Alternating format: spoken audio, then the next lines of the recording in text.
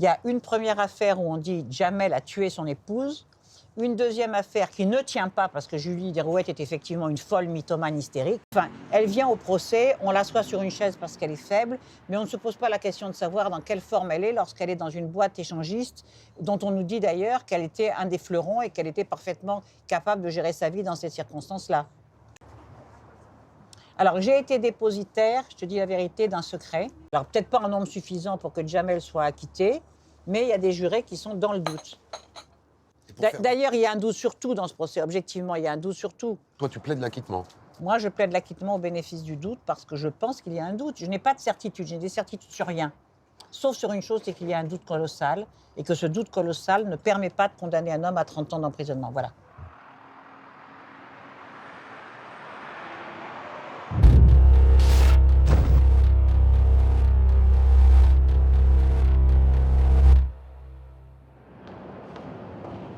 Après 4 semaines intenses, c'est le dernier jour, le jour du verdict. Brigitte, la mère de Kathleen, l'attend depuis 9 ans. Julie, depuis 6 ans. Ça crée des liens. D'accord, il tombe pas. Julie m'a offert un bracelet en hommage à Kathleen. C'est vrai? Oui, avec son prénom dessus. Et moi j'ai ça. Voilà. Et leur petit trèfle à 4 feuilles. C'est la communauté de destin, quand même. Voilà, c'est ça. Toi, toi, t'es une romantique. Hein. Et tu as... Elle vous a montré son poignet? Oui, je sais. Le destin en main.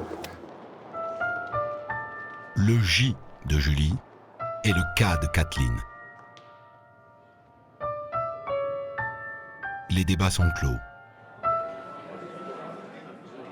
Comme le prévoit le Code de procédure pénale, le président de la cour d'assises s'adresse une dernière fois aux jurés avec solennité.